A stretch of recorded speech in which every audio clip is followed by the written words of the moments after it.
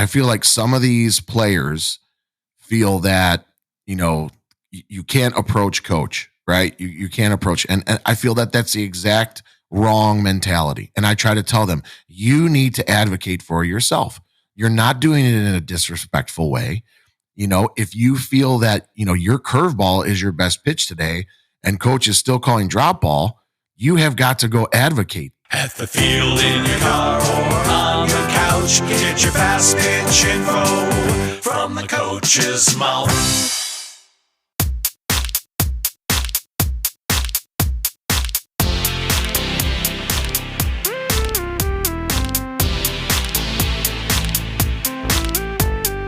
Welcome to the From the Coach's Mouth podcast with your hosts, Jay Bolden and Ken Kraus.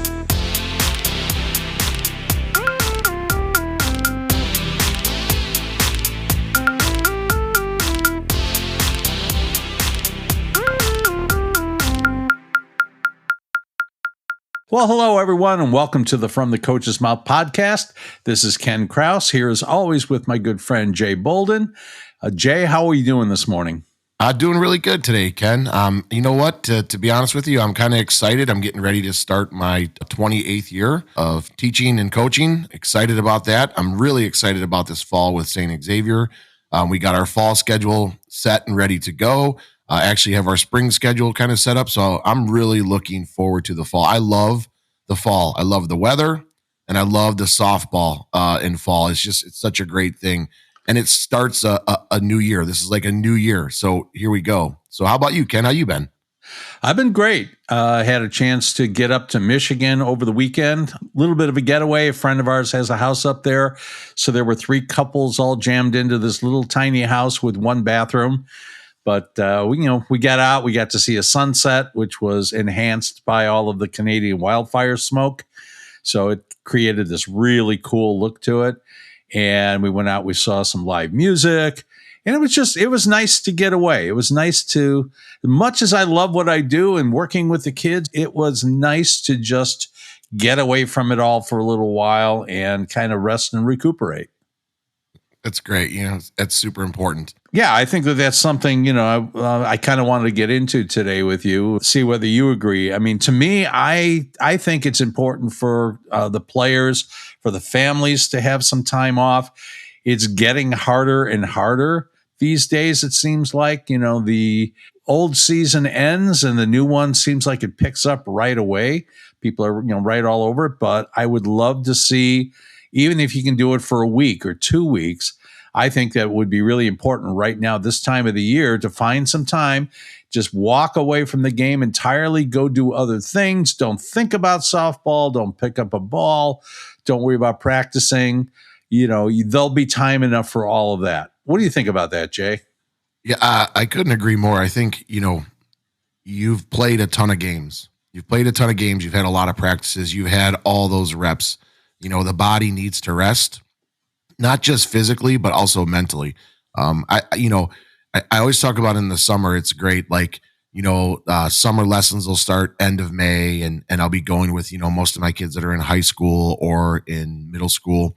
And then, it's funny how like most of the college kids I won't see until July. So they're literally taking 6 to 7 weeks off, Ken. And that's because they need it. That it's a grind, and I feel like as the trend continues, we're seeing more and more teams playing more and more games. I mean, they're up to 80 something games a year, and that's a lot of games. So the rest is a huge factor.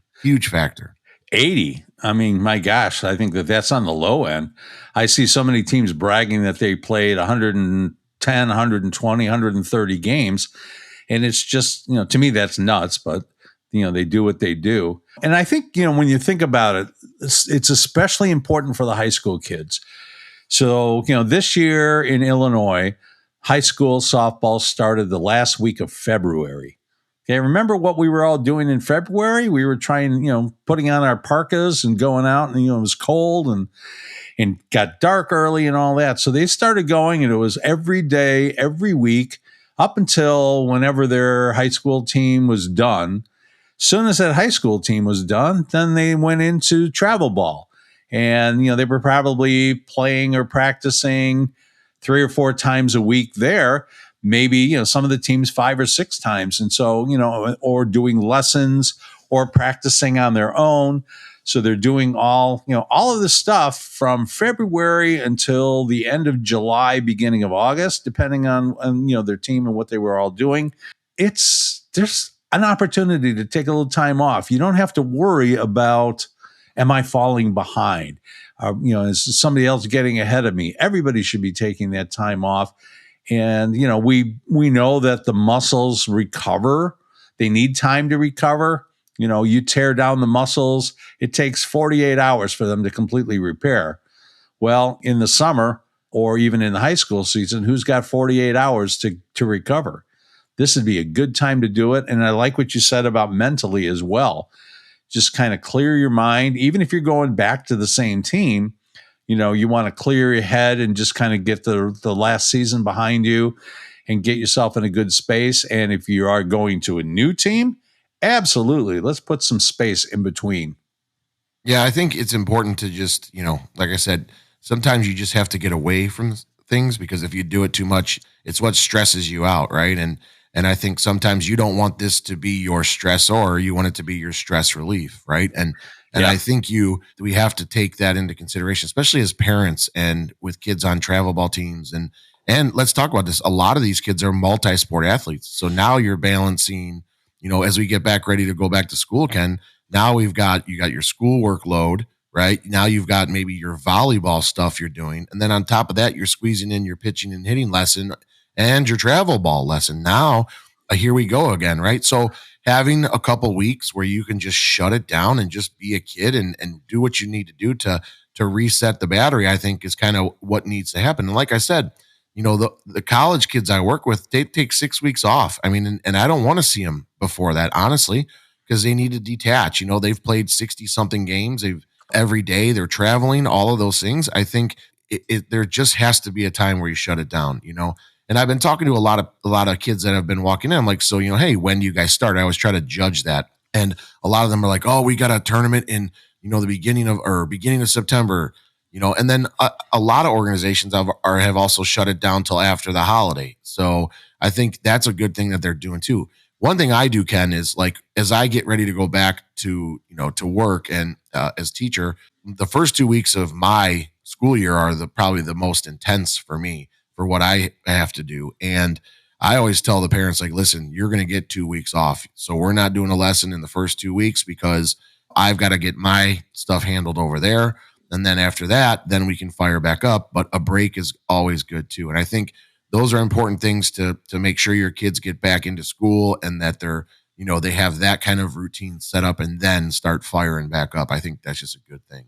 Yeah, no, I agree. Luckily for my kids, it'll be a little bit later this year, but my wife and I are going away on a vacation at the end of September. We're going to be gone for 2 weeks.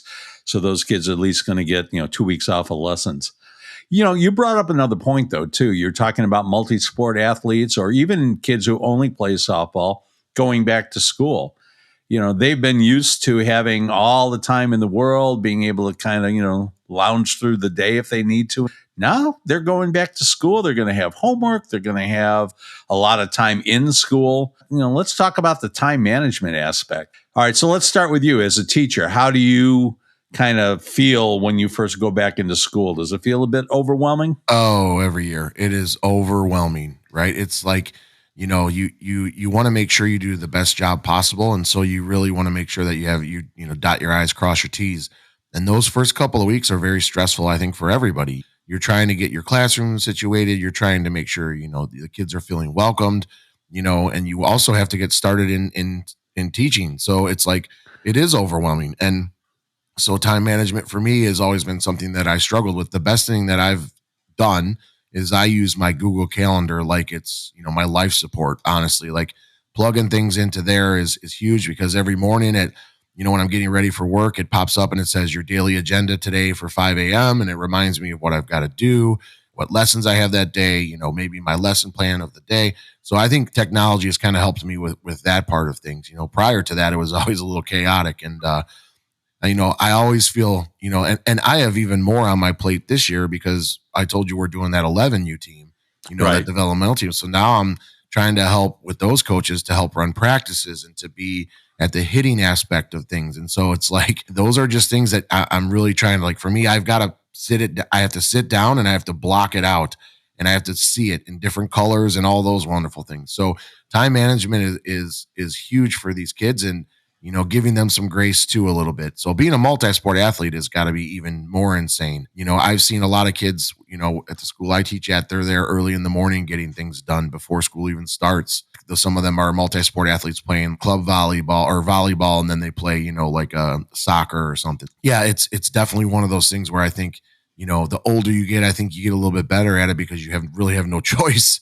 And so again, I always say, like, give kids some grace a little bit there in the first couple of weeks of school, let them get acclimated to going back to school. I think that's even a transition, having 3 little girls of my own, and they've been, they've stayed up late all summer, on their phones and having sleepovers and doing those kinds of things. And then now all of a sudden they've got to get up at 6 a.m. to get ready for school.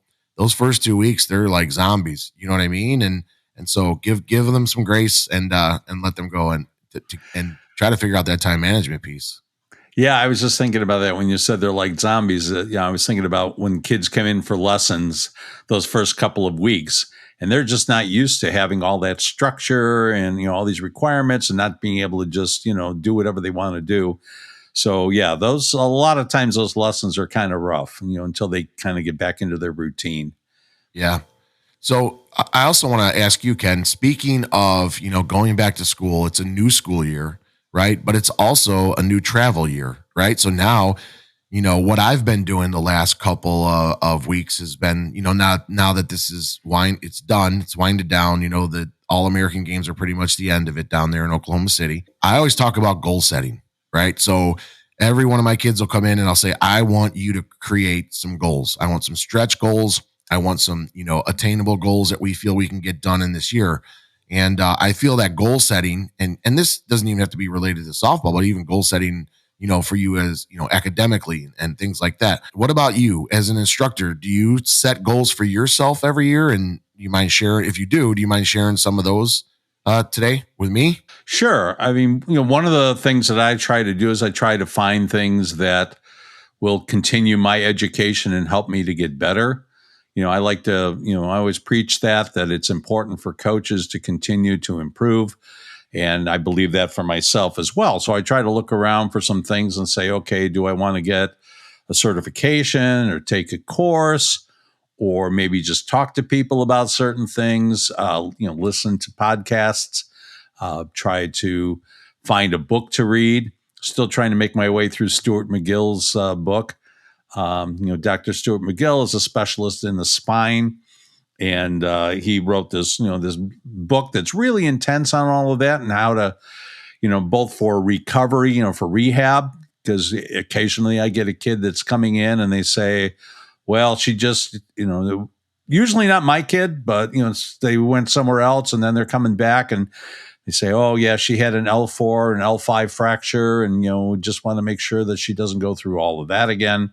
So trying to learn more about the spine and how to work with it, and just, again, generally educate myself. I think that that's one of the most important things to do, and it's what keeps it fun, too.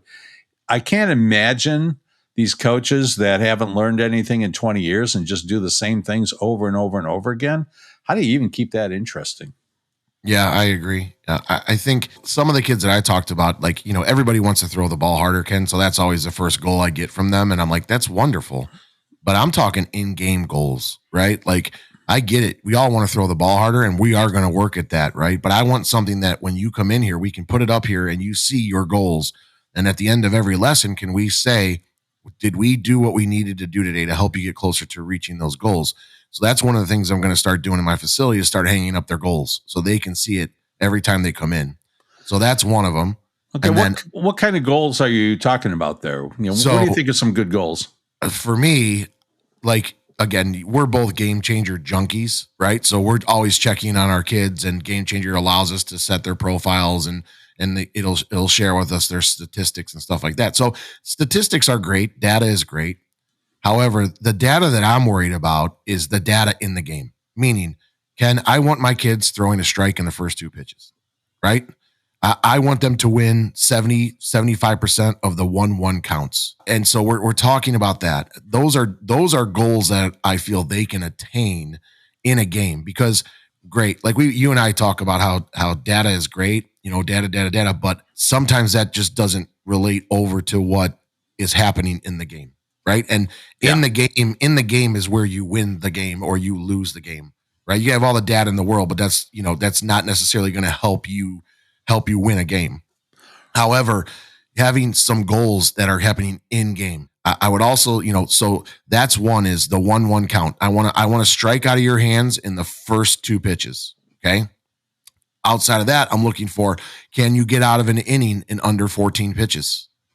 Those are goals, right? And it doesn't mean they have to happen every time, but those are goals that have to happen. Can we finish a game, or can we get through a lineup once or twice, and then learn to expand the zone more and get more chase strikeouts, right? Or more Ks looking. Like those are to me, our goals are super important, because even for the kids that don't throw overly hard, if you can move the ball really well, you can still attain a lot of those goals. And it makes them focus on things they have to do in a lesson. I say this all the time. Like, I love doing drills. I love doing stuff in front of the pitching rubber, Ken, right? Mm-hmm. Because we're working on mechanics. We're doing those finer things to pay attention to the small details, which you and I do all the time. However, I like to finish my lessons with doing things that are like 2 out of 3s. And that's basically, okay, fastball in, and your job is to hit 2 out of 3 of those spots. Drills are great and drills are awesome. And you and I talk about this all the time.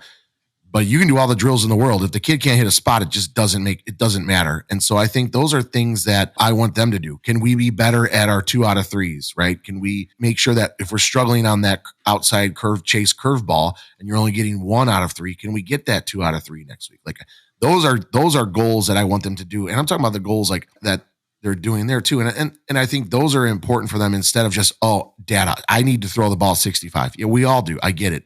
And we're going to work on that goal too. But what goals can you do that are in-game goals, not just lesson goals? It's funny when you mention that, because hopefully one of these days soon it's going to be coming out. But my son and I developed an app it's a little game that works on that sort of thing, and it's the idea of, can you command your pitches, and it'll randomly select. You put in what pitches you throw, and then it'll randomly select a pitch and a location, and then if you do it, it's then you move on. You continue with the game. If you don't get it done, you fail. It says, okay, didn't do it, and then you start it over again. It's something that I've done for years, just kind of organically. It's called the 3-pitch challenge. And then if they get good at 3, then they go to 5, then they go to 7. I always use an odd number for whatever reason, but it's this idea that, okay, so can you locate your fastball? Now can you throw your changeup and have that work? And then, can you come back with a curveball? So it's always a different pitch. You never get to throw the same pitch twice. And you have to go back, and we're going to go through all different pitches.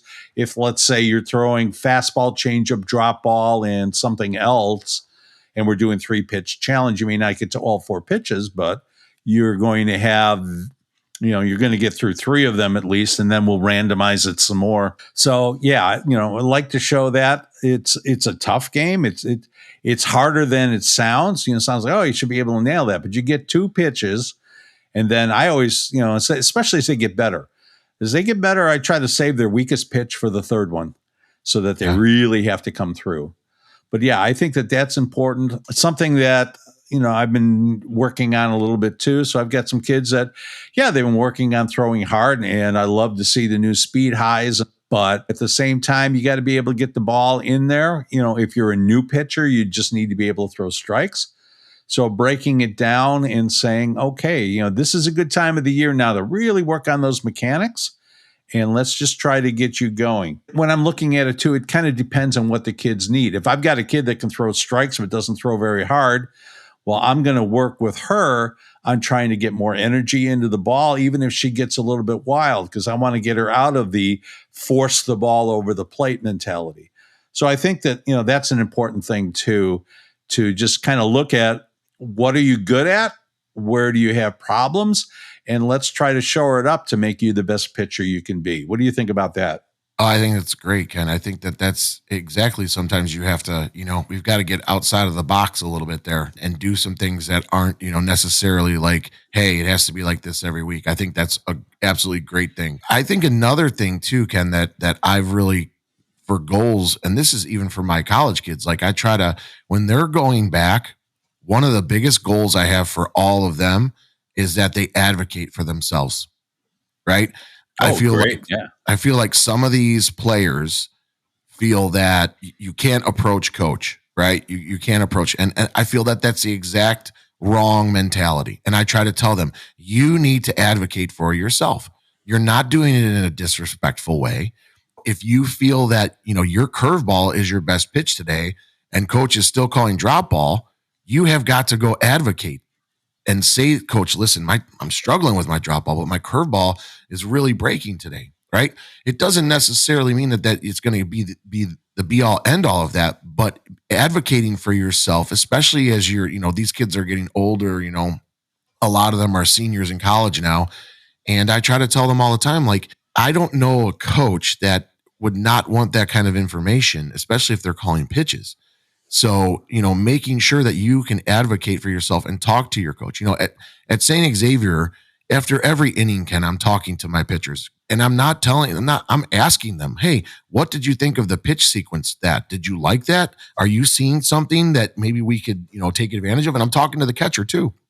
It's not just me calling pitches and they're just doing it. And it's not just that. I try to do this even with my travel ball kids. Coach likes a high fastball. Hey, tell your coach, maybe try the rise ball, because your rise ball is going to get probably more outs than you just throwing a high fastball, right? Yeah, and I think advocating for yourself and saying, my high rise ball is decent, but my high fastball is decent, but my rise ball is getting more lift and I'm getting off the ball. So having them have goals to set where they have to do some kind of advocacy for themselves and their teammates, I think is super important. And I think that's one of the things the college kids struggle with a lot. They're afraid to say something to coach until coach is like, hey, tell me what's going on. The way I approach it with them is at St. Xavier is, you are a part of this whole thing here, right? It's not me telling you what to do. We're on this team. And if you're seeing stuff, I want to know about it and we're going to do it. And I've had my pitchers come out and say, you know what? I'm struggling right now. I can't get the lift on my rise, but hey, my screwball is really looking good. I'm like, all right, let's attack them with the screwball next inning and let's see how, and we go back to the rise when we need it. That kid feels that they're a part of the process and that what they're telling me, I'm taking in and using that information. And I feel that's when you get the best buy-in from the kids that you're coaching. So those are some not drills, but those are some goals that, I use for the older kids, and I feel the same thing as a college coach. I want information. I don't want you to do everything I tell you to do or think. If you see it, let me know. This is a team, and the team requires coaches and players. Yeah, well, and there's the team within the team too. So that, you as the coach and the pitcher and the catcher, you're a team right there. You've got a certain responsibility and you guys have to work together as a team. That catcher has to be able to tell you too, hey, coach, that curveball, and she keeps leaving it fat over the plate and it's getting hammered. Let's move away from that. Let's try something else in this, because when you're in the dugout, it's hard to see whether you're getting good movement or not. Certainly, relative to what we're used to looking at when we stand behind the catcher, stand behind the pitcher, where it's easier to see. So, that catcher input is important. The pitcher and how she feels about it. Maybe the pitch is working, but she's not confident in it. And if you're calling it in a situation that, could cost you runs because she didn't speak up about it and now she's got to throw it, I think that, everybody's doing each other a disservice. So you have to work together as a team to understand, what are we doing here? And, I think the catcher has a good responsibility to talk to the coach and to say, here's where the umpire's strike zone is. He's not calling anything up and out. So let's have our hitters lay off those up and out pitches. There's no reason to go chasing after those, because we can get those called for a ball. Let's force that pitcher to throw into a zone that maybe we like better. Yep. And I think having those goals, like, for myself, right, are important too. Like, I talk about goals with kids too, but like, and you're talking about your goals of, like reading a book or making yourself more knowledgeable. Right. And I think those are incredibly important too. I feel the same way. It's like, what can I do to make myself better, which in turn is going to help make, my kids better, whether it's St. Xavier or in lessons or with the 11U team I'm coaching. Like what are things I can do to learn? Like, is there a cool drill? Is there something I saw that maybe was, on my TikTok, my For You page that is scrolled in there? I've been, daughter plays a little infield and I've been sharing some stuff with her that I see on TikTok. I'm like, yeah, that's great footwork. Look at her footwork in the infield. Look at her footwork in the outfield. Those things. I think for me as a coach, I don't ever want to stop growing. So my goals are like yours. I want to continue to educate myself both about pitching and just the game in general. And at the same time too, like goals for me is how can I be more committed to my players that are struggling, right? Like the ones that, when Darren talked about the ones that keep us up at night, Right, yeah. how can I be more committed to making those kids get to where they need to be and not forgetting about the ones that are awesome, but also working on the kids that are struggling and maybe you're not getting as quick as those. I think that's one of the goals I have this year is really being invested in those kids that need a little bit more investment from me, And so I think that's a goal for me too. And I think it's important to do those things and set those goals for myself. And again, I'm excited for a fresh start this year in the fall. So, I want to keep going. You were talking about the spine book a little bit, Ken. Are there any other books that you're reading? Because I'm interested. I have that book too, and I have not even cracked the cover. I'm not even going to lie, but I'm definitely getting ready to get into that. But is there anything else you're reading that's that's out there that maybe somebody else can do? All right, nothing that I'm reading, but I'm kind of in the middle of a course, an online course that I've been taking to learn more about primitive reflexes. This relates back to motor preferences. And there are some times when we're babies, we have certain instinctive things that we do that are designed to protect us when we can't really much protect ourselves. But then those reflexes, we eventually integrate those and we're able to do more sophisticated movement patterns. Well, for some people, they don't lose those primitive reflexes, they retain them, and then it gets in the way of their performance. So I've been doing this online course. I've been kind of on and off with it, but I've been doing the online course to try to learn a little bit more about that so I can recognize it and maybe say, oh, this kid is struggling a little bit to do X, Y, or Z, and perhaps there's a primitive reflex that's preventing it. How do we overcome that? How do we get them to integrate it so that they can move on and continue to improve? That's good. I want to tell you a quick story, Ken. I had a kid this week, I think it was like on Monday. She's a pitcher, Division I pitcher, and is going to school to be a PE teacher. And so she does lessons herself and coaching, and she was asking me about books. So, of course, I talked about the motor preference book. It's a great way to get started. I think she's kind of an MP success story. Okay. Not to get into things, but coach had her driving her hips and doing things like that. And, the kid is the exact opposite. I'm not going to get into all that, but, so putting her in the right profile really helped her. And she's like, man, this just feels good. And I'm like, that is the indication that we're on the right path. So anyway, we're talking. And do you remember the book, The Language of Coaching, by Nick Winkelman? No, I don't think I've read that one. So The Language of Coaching, it's the art and science of teaching movement by Nick Winkelman, and exploring how coaches are using language to improve athletes, like their learning and performance. So I happen to have it in my facility. It's when Nick uses a lot of cue words about movement. It's a really good book. We discussed it in our group a few years ago. Okay. So it's been a while, but it was a book I bought. I read it from cover to cover, all that stuff, and I'm like, hey, if you're really talking about, doing your pitching lessons and, physical education teacher in the future, I'm like, take this book and read it. And so she's like, I've read this, she's kind of dug into the MP stuff and book. And she's like, this is a great book too, because it's helping me, just me alone, learn how to move. So that's a great book if anybody's out there, by Nick Winkelman, which explores how to talk to athletes about movement. It's really good. And it even breaks it down and has some illustrations on it. So that's a book that it feels good when you're able to share that out with somebody else. So that's why I was asking you. I definitely want to dig in a little bit to what you've got going on there too. Okay. And, I was just thinking about something else where you were talking about goals. A big goal for me, and an area where I feel like I'm kind of weak, is I need to get out and I need to somehow make more contact with college coaches so I can help my kids make connections with them.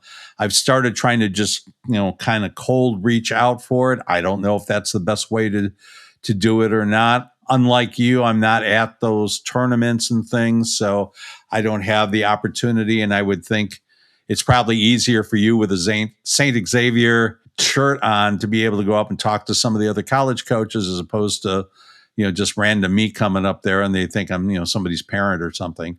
But it is something that I want to do. I want to make more of those connections, start helping kids find their way to the right college a little bit more.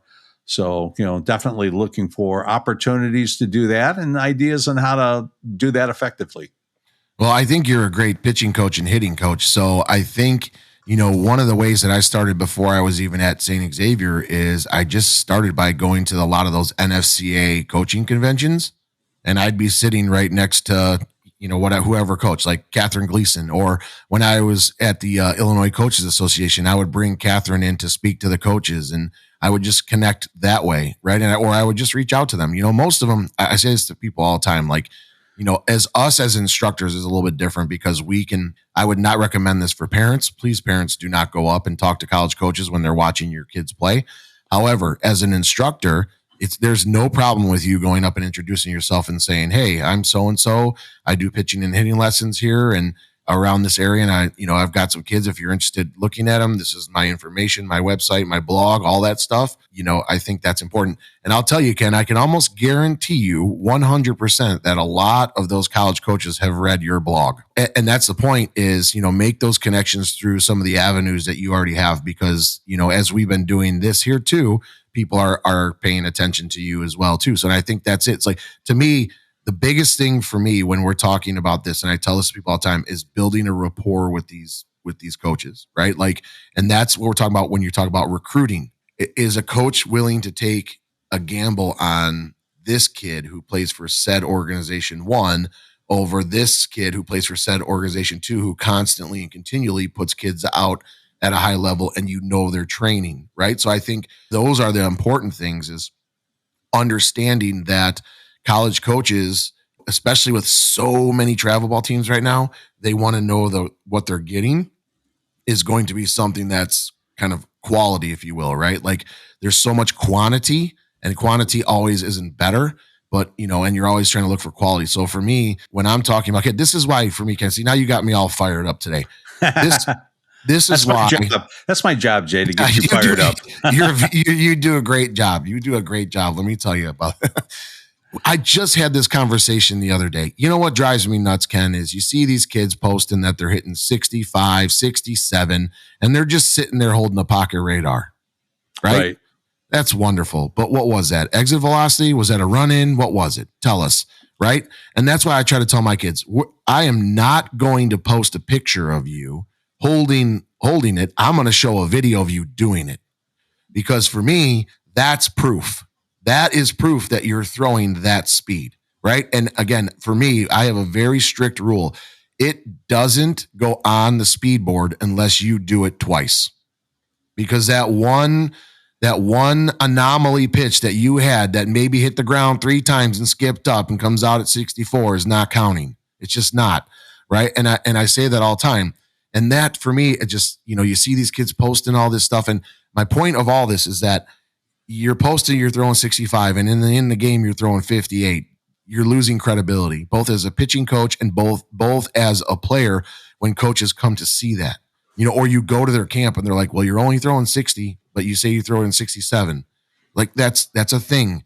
And I think that's like when I'm talking to college coaches, or college coaches know they're talking to me about a kid, right? They know what I'm going to tell them is the truth, because I'm not going to upsell a kid to waste people's time. And I think that's why, a lot of my kids, you'll see, like, I'll tell them, hey, listen, this is her 1 rep maximum. She's hitting 62, right? However, in game, you're probably going to see 60 and 59 because she's an up ball pitcher. She's got great rise ball, great curve ball. Instead of me saying every pitch out of her hand is 62 miles an hour, right? And I say it all the time, like that's your PR, which is your personal record. However, that's like going to the gym and that's your one rep maximum, and you're not going to be able to lift that every single time.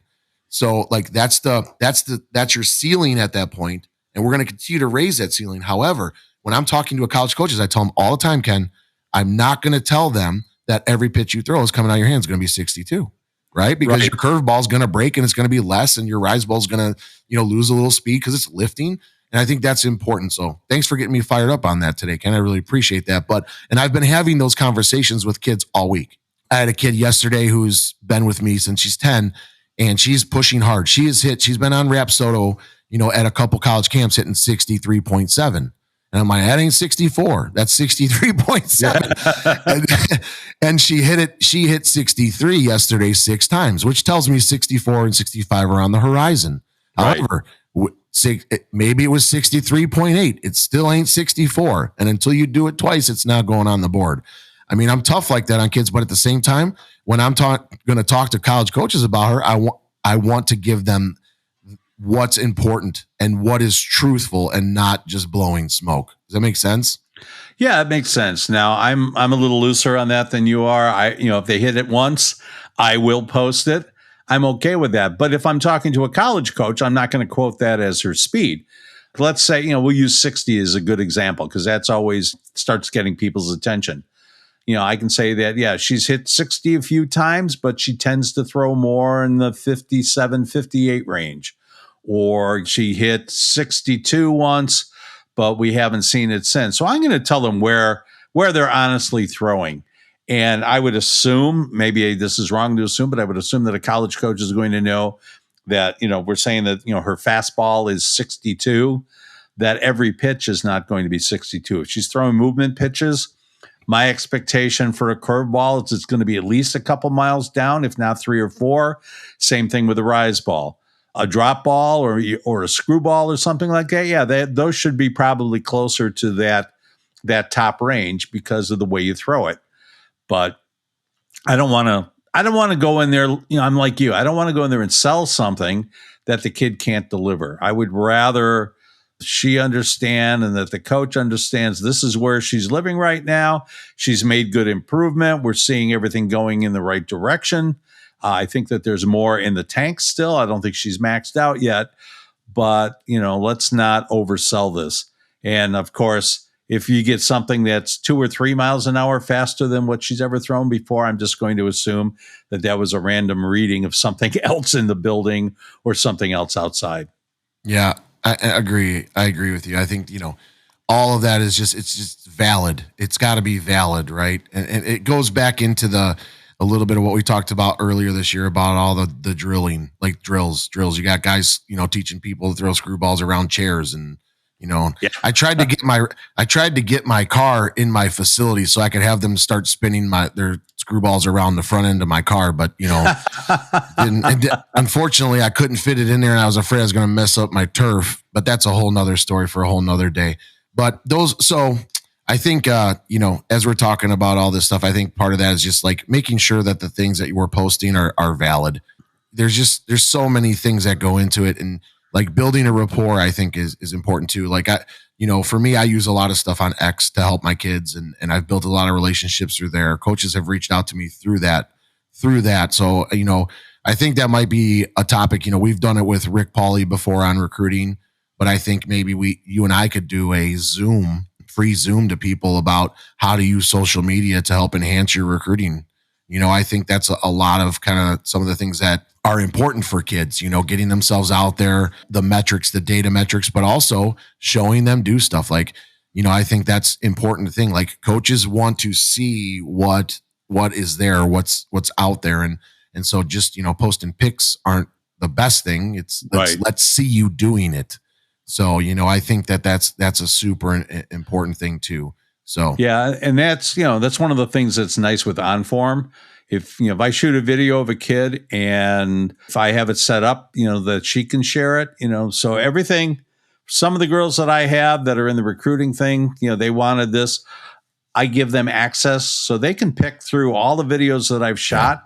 Yeah. Usually I'm shooting a video because there's an issue, of course, But we'll shoot a video, and then they'll I'll try to get some of those where we're shooting good videos, so they can take that out and they can use it however they want. They can post it on X, they can put it on Facebook, they can do it in Instagram, wherever they want to post that.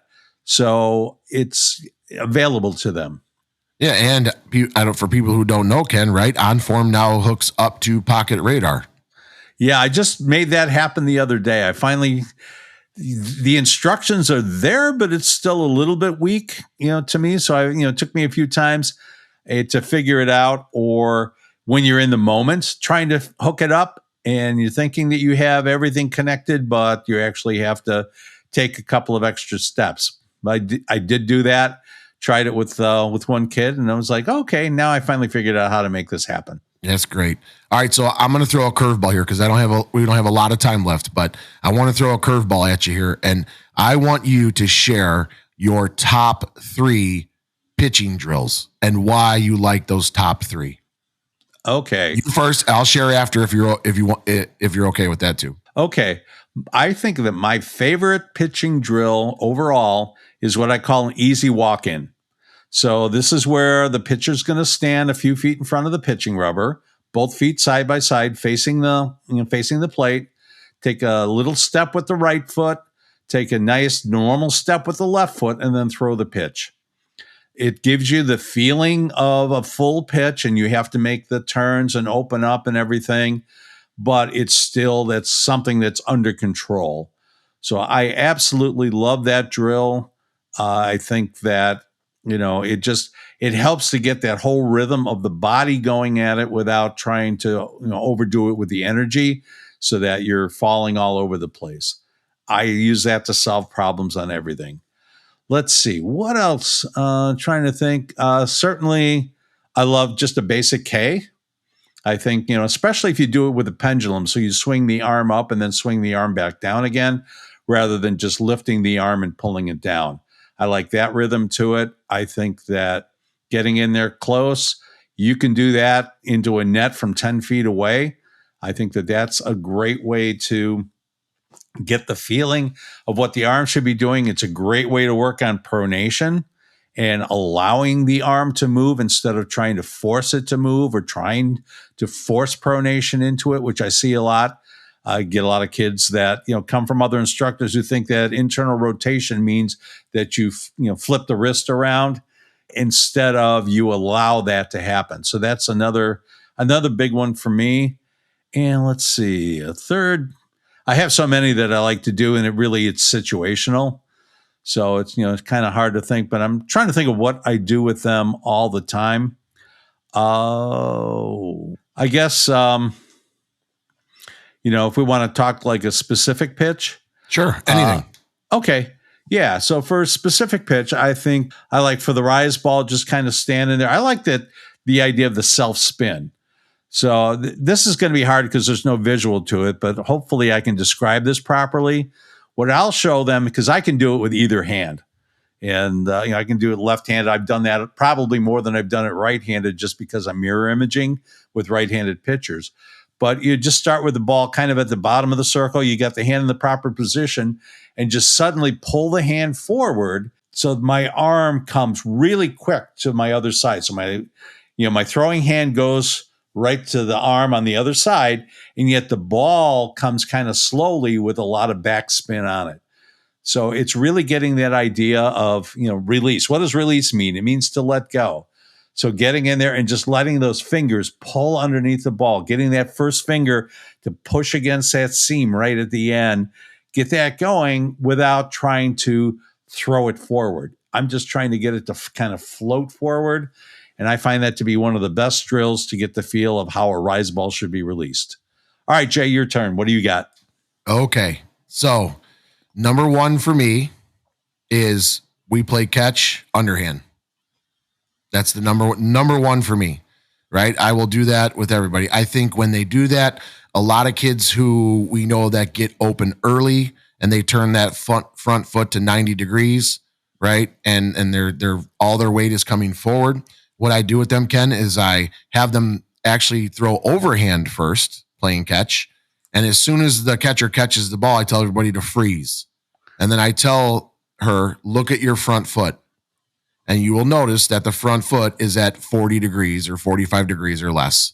And now I'll say, now you're going to play catch underhand, and I want your front foot to be in the same exact position as it was overhand, right? So now she'll take that step nice and loose. And the first thing you got to remind them, Ken, because they're there to pitch, is they start to go through their little thing. I'm like, nope, we're just playing catch, right? You didn't think about throwing the ball overhand. We're not going to think about throwing the ball underhand. We're going to just let that kind of do its thing. So I tell them, well, when they're doing this, to also try to keep their weight back and feel the arm come through and the energy and the weight transfer through the ball as they're playing catch. Does that make sense? Yeah. Now, I have to tell you this, Jay, that that's not something that I had used much before. But since you've talked about it a few times, I actually started doing that with some of the kids, especially some that can't get out of pitching mode. Mm-hmm. And it really has worked well. So thanks for that. You're welcome, Ken. I've used a lot of your stuff too, buddy. So I got a lot to thank you for, and our group as well. And so I think that's kind of number one. And it also allows the arm to be loose, so they're not thinking about snapping or flicking their wrist. It's letting the ball come out, right? We're just staying tall. We're trying to feel the weight stay back and the weight transfer forward as we're coming into the release, but the arm is staying loose and fast, right? And actually, Ken, believe it or not, I'll do that with my college kids, and I'll have them throw every pitch like that. So you can work on your spins, your rise ball spin, and do that playing catch just by keeping your weight back and playing loose, or your curveball. And you would be surprised at the amount of break and spin these kids get when that arm loosens up on that thing. So that's number one. Number two, especially when I've got some younger ones that come in, is I do the mitt whips, where they keep their front mitt by their left hip, and they bring the arm up slightly, kind of back chaining, if you will, and they're just bringing the arm down loose, and they're trying to whip. And I tell them, I want you to blow the lacings out of that mitt in front of you. And that's for a lot of them that get, for me, over rotational with the hips, because if they turn the hips during those mitt whips, they're going to miss their mitt. The ball's going to go flying. So it's talking about a little bit about stability right there, right? And it's also talking about the whip. And then we'll chain back up a little higher, right, to get, just above the shoulder, and then we'll pull down in the whip. Then what I have them do, it's just a progression, is I have them put their hand on top of their mitt and do a full circle. Sorry, I backed away from the mic. I'll have their hand on top of the mitt and pull their arm around the circle into a full circle whip while being stable. And then the last one is I'll have them do kind of what you were talking about, your walk-in, but I'll have them do it into their mitt. So it really forces them to see where their hips are at, all while progressing. And I tell them, if we can't do the one, then we go back to the one before it until we get good enough to do it. And I also talk about when they do the full one is the weight transfer of when the circle comes back, we're feeling the weight on the backside and then whipping it in. So that would be my second one. My third and last one, which I use all the time, Ken, I use it at St. Xavier. I feel like it's helped a ton of my kids, especially with stability, is I use stability pods. Right. They're on 2 pods, both feet. I get I think they're called Brativas. They're on Amazon. I make people buy them. Honestly, it's worth it. And I have them get on there because we're working on, for me, the 4 corners of stability, our shoulders and our hips, and how that helps us throw the ball harder by getting our core. Plus they've got to stabilize, which helps the core. So they're feeling it. And I'll have them, they're about half distance. And again, it really loosens up the arm because they can't over rotate. They can't feel that push through there, because if they push through and they have that forward effort, they're going to step off the pod, right? And I talk about, this is the position we're really working hard to get to. And I'll have them throw all their pitches. I'll actually have them hit spots with that, Ken, because, we get some of these kids that step way to the left to throw inside, step way to the right, or, to throw outside, or vice versa. And it's like, do we really have to do that? Let's, focus on what our eyes are helping us do. So those are my top 3 that I use probably on a regular basis. And so I just figured we'd share those. Hopefully people that are listening, especially the pitching dads or pitching moms, bucket dads or bucket moms, maybe they take some of those and they use them. So that's why I just asked you that. Yeah. And it's funny when you were talking about stepping way to the left or way to the right. I was working with a girl last night. It's actually, I think, a 10U pitcher. We were working a little bit on locations. So I said, all right, so how do you go to locations? And she said, well, if I want to go inside, I point my right foot, she's a right-handed pitcher. I point my right foot toward the inside. And then if I want to go outside, point the right foot to the outside. And I go, where'd you get that? And she said, from you. And I said, no, you did not get that from me. I've never even heard of that, much less said it. Yeah. So I told her, yeah, if you want to really work on those locations, we find your dominant eye.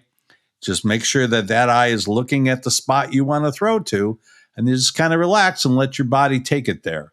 Yep. Our brains are amazing things if we stay out of the way. True.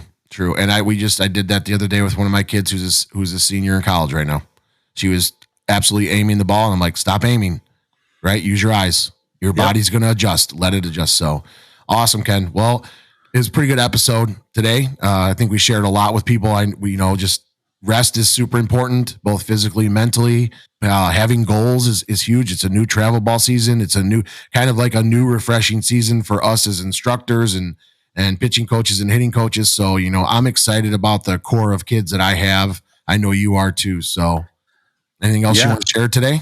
No, I think that's about it. Oh, yes. I'm sorry. I have one more thing I wanted to share, and this is going back to talking about multi-sport athletes and volleyball players in particular. Volleyball, a lot of that is an overhead sport. So is softball. And volleyball players, be careful about how much overhead work you're doing. If you're doing a lot of serving, you're doing a lot of spiking and all that kind of thing in your volleyball, lighten up on the overhand throwing. I've seen more labrum tears and more shoulder problems come out of that just from overuse, because the two sports share that similarity. There's a lot of violence to both of those releases. So just be careful of that. If you're a volleyball player, talk to your coach. If you're in season for volleyball, you're going to have to do it full out. But if you are, in softball as well, talk to your coach about maybe you don't do as much overhand throwing. Excellent advice, Ken. Excellent advice. All righty. Well, that's it for us this week. Thanks to all of you for listening and the kind words you've been sharing with us. If you like what you're hearing, please remember to give us a like, leave a comment, and share this podcast on your social media channels. We have channels for Twitter, or X. We have channels for Facebook, so you can find us there as well. If you're so inclined, you can also leave us a great review on Apple Podcasts to help more people find us. We would certainly appreciate that. They would appreciate it as well. So share it with someone you love. On behalf of the From the Coach's Mouth podcast, have a great rest of your week and weekend.